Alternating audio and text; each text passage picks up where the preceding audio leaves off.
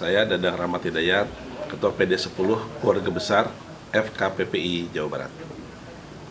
Dalam pemilu 2024 ini, FKPPI kira-kira mengusung berapa caleg dari beberapa daerah, Pak Ketua? Oke, baik, terima kasih. FKPPI sebagai organisasi kemasyarakatan mempunyai anggota yang cukup banyak, dan kebijakan kita dalam konteks pemilu ini kita berada pada posisi netral, independen.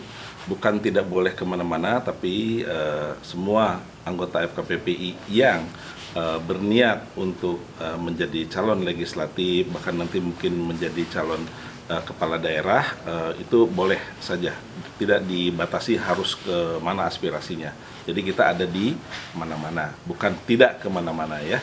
Nah, kalau jumlahnya setiap kabupaten kota di Jawa Barat, alhamdulillah ada calon legislatif dari berbagai partai, termasuk juga di provinsi. Bahkan sebetulnya kalau kita lihat juga di Jawa Barat ada kader FKPPI yang menjadi calon untuk DPR RI.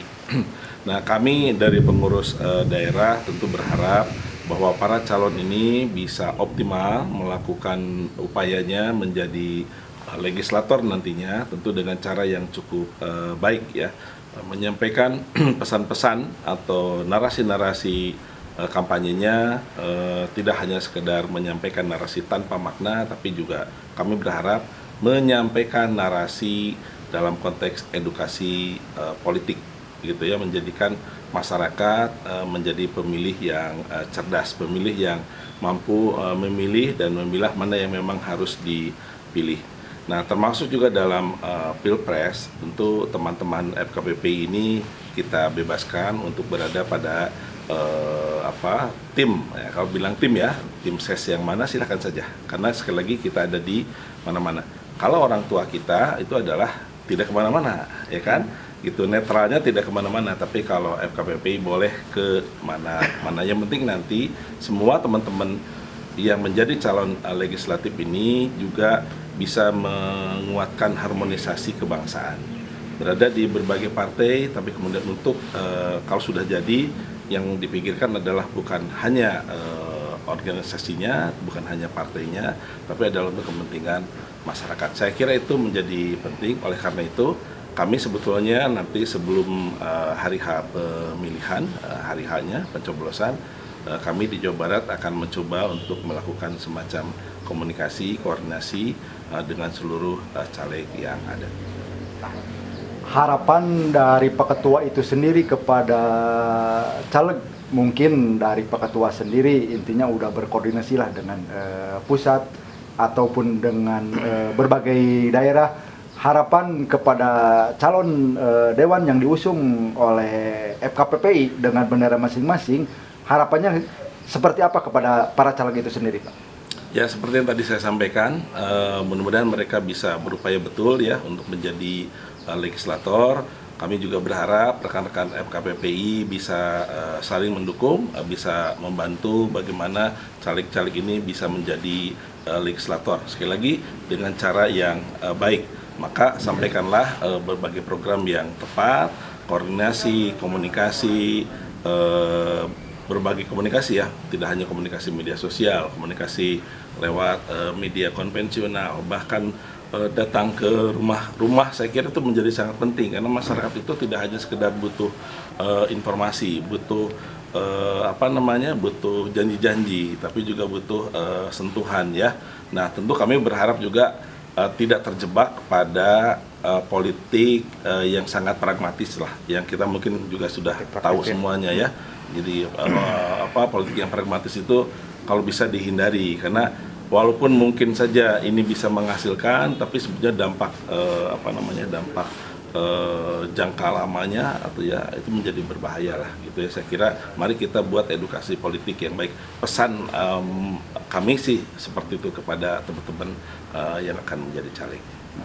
Pandangan dan hasil dari konsolidasi mungkin dari Bapak selaku pimpinan di Jawa Barat terhadap caleg yang diusung ini, itu gambarannya kira-kira berapa persen dari perjalanan konsolidasi para dewan itu sendiri, Pak?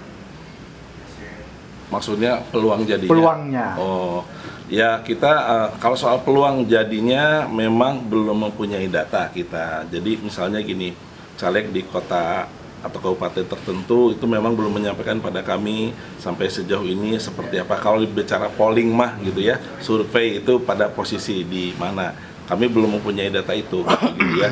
Tapi ada baiknya juga sih kalau ada potensi, ada resource gitu ya untuk melakukan survei kecil-kecilan lah begitu ya.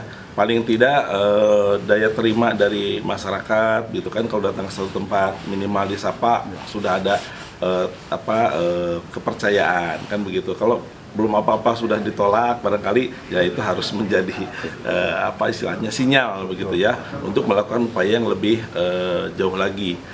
Sekarang persentase itu susah untuk dimunculkan ya, masuk pilpres juga sekarang kan terus berubah, fluktuasi kan begitu. Apalagi konon mendengar ada istilah serangan fajar ya. Kalau saya sih kebetulan kajian sewa komunikasi juga harusnya bukan serangan fajar yang kita kenal dengan bahasanya money politik kan begitu ya. Tapi kalau bisa mas serangan fajar itu bersifat persepsi, bersifat inspirasi begitu ya, yang kemudian merubah sesuatu itu karena memang masyarakat memilihnya sebagai yang terbaik. Gitu. Itu harapan kita dan kami berharap kader-kader kita untuk tetap semangat, berupaya betul. Organisasi akan mendukung betul dan harapannya bisa diterima oleh masyarakat. Maksudnya kepada caleg-caleg yang sosialisasi di lapangan itu, ada pengawasan tertentu mungkin dari KPP Jabar? Kalau pengawasan tertentu tidak ada, tapi justru sebenarnya kita ingin mendukung sepenuhnya begitu ya. Kalau diawasi itu ya kami harapan sih tidak ada ekses ya dari teman-teman yang melakukan berbagai kampanye. Harapan kita mereka mematuhi berbagai peraturan pemilu, kampanye dan sebagainya, sehingga kalau misalnya muncul nanti mendapatkan sanksi kan itu juga tidak bagus bagi persepsi calon itu sendiri. Tentunya tetap kolaborasi lah dengan Jawa Barat ya ketika dalam pencalegannya gitu ya. Ya, kami berharap sih sebetulnya beberapa partai juga, beberapa ya tidak semuanya sempat juga berkomunikasi, kalau bahasa kami menitip lah gitu ya. Tapi kan yang dititipkannya juga harus lebih siap untuk dititipkan. Bahkan kalau bisa mah tanpa dititipkan juga sudah welcome kan begitu ya. Saya kira itu. Cukup. Oke. Baik.